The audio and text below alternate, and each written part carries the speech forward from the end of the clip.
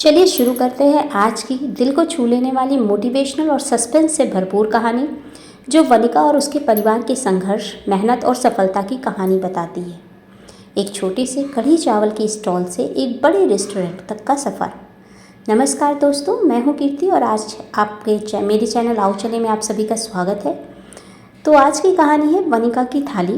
तो इसे पूरा सुनिएगा, तभी आप कहानी का सार समझ पाएंगे और जानते हैं वनिका के जीवन में क्या हुआ और उसके परिवार ने कैसे अपने जीवन को संभाला। तो वनिका एक 24 साल की लड़की थी। दिल्ली जैसे व्यस्त मेट्रो शहर में अपने माता पिता और छोटे भाई विनय के साथ रहती थी। उसके पापा हरिश्चंद्र कभी एक सरकारी स्कूल में शिक्षक थे, लेकिन एक दुर्घटना के बाद उन्हें नौकरी छोड़नी पड़ी। माँ सुमित्रा देवी घरेलू कामकाज में माहिर थी, लेकिन परिवार का पेट पालने के लिए इतना काफ़ी नहीं था। वनिका ने कॉलेज से बीए किया था और नौकरी की तलाश में दर दर भटक रही थी। कहीं अनुभव की कमी तो कहीं सिफारिश की ज़रूरत। हर जगह दरवाजे बंद हो रहे थे। घर का किराया, बिजली पानी का बिल और विनय की पढ़ाई, सब कुछ एक भारी बोझ बन चुका था।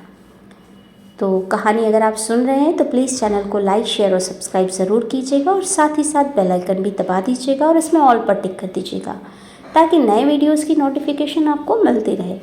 और चैनल पर और भी बहुत अच्छे वीडियोस हैं, इजी टिप्स हैं, मोटिवेशनल कोट्स हैं, कहानियाँ हैं, क्रिकेट आइटम्स हैं और भी बहुत कुछ, तो ज़रूर विज़िट करें। एक दिन जब घर पर खाने के लिए कुछ भी नहीं था तो सुमित्रा देवी ने घर में बचा हुआ बेसन और दही मिलाकर कढ़ी बनाई। वनिका ने जब खाया तो उसकी आंखों में आंसू आ गए। भूख और स्वाद दोनों ने दिल को छू लिया।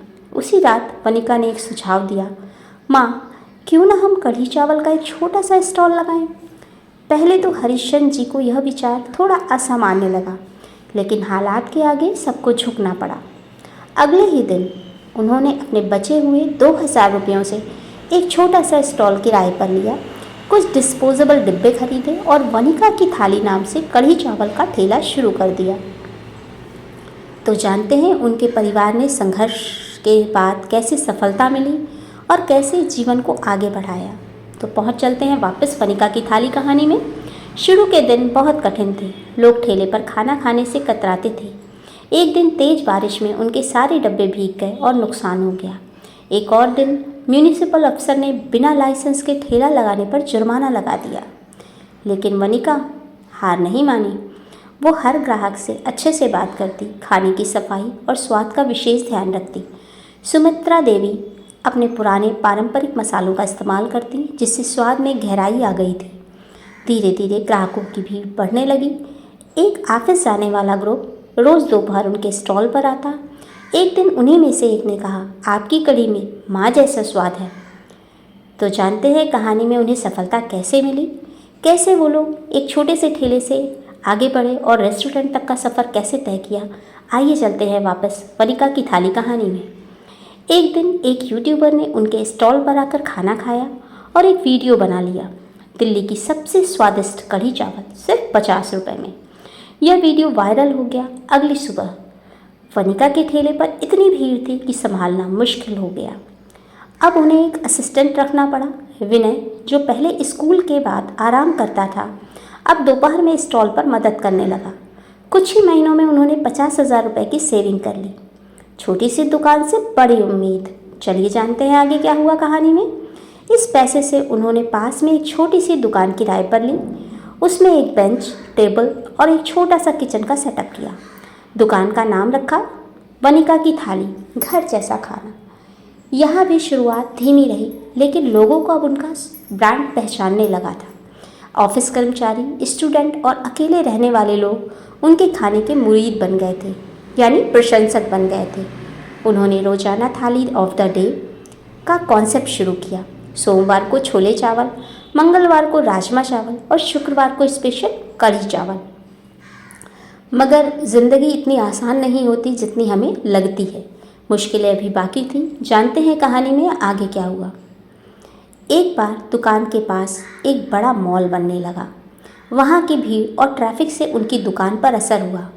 कुछ दिन तो ग्राहक बहुत कम हो गए। परिवार फिर से चिंतित हो गया। इसी दौरान हरिश्चंद्र जी की तबीयत अचानक बिगड़ गई। अस्पताल के खर्चों ने सारी जमा पूंजी लगभग खत्म ही कर दी थी। वनिका बहुत टूट चुकी थी। लेकिन माँ ने उसका हाथ पकड़ के कहा, हमें फिर से शुरुआत करनी होगी। तो अब कैसे उन्होंने अपनी इस परेशानी से आगे बढ़े, कैसे जीवन में वापस उन्होंने तरक्की की और कैसे वापस उनका रेस्टोरेंट तक का सफ़र शुरू हुआ। डिजिटल दुनिया में कदम। वनिका ने इस बार डिजिटल रास्ता अपनाया, इंस्टाग्राम और फेसबुक पर पेज बनाया। घर का खाना वनिका की थाली के नाम से शुरुआत कर दी। उन्होंने ऑनलाइन फूड डिलीवरी ऐप जैसे जोमेटो और स्विगी से टाई अप किया। उन्होंने वर्किंग वुमन डब्बा सर्विस शुरू की, जो ऑफिस में काम करने वाली महिलाओं को सस्ता सेहतमंद थाली देती थी। यह सर्विस इतनी लोकप्रिय हुई कि एक महीने में 200 से ज़्यादा ऑर्डर मिलने लगे। तो कहानी कैसी लग रही है, अभी तक आप सुन रहे हैं तो आप सभी का बहुत बहुत धन्यवाद।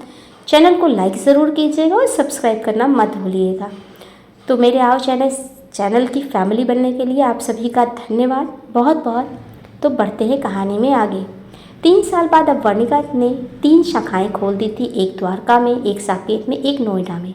उनके पास 12 कर्मचारी थे, जिसमें से आधे महिलाओं को भी उन्होंने ट्रेन किया और महीने में वो 3 लाख से ज़्यादा कमाते थे।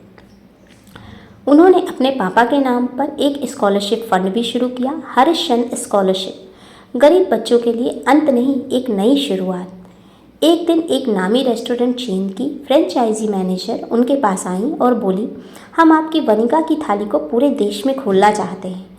वनिका ने मुस्कुराकर कहा, मैं तैयार हूँ, लेकिन एक शर्त है, हर ब्रांच में खाना घर जैसा होगा और हर महिला को काम करने का मौका मिलेगा।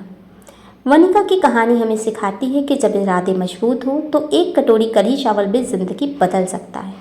मुश्किलें आएंगी, लेकिन अगर परिवार साथ हैं तो हर तूफान को पार किया जा सकता है। तो कैसी लगी आपको आज की कहानी? अगर पसंद आई है तो चैनल को लाइक, शेयर और सब्सक्राइब ज़रूर कीजिएगा। और कहानी में बने रहने के लिए आप सभी का धन्यवाद। मिलते हैं किसी नई कहानी में कुछ नई बातों के साथ।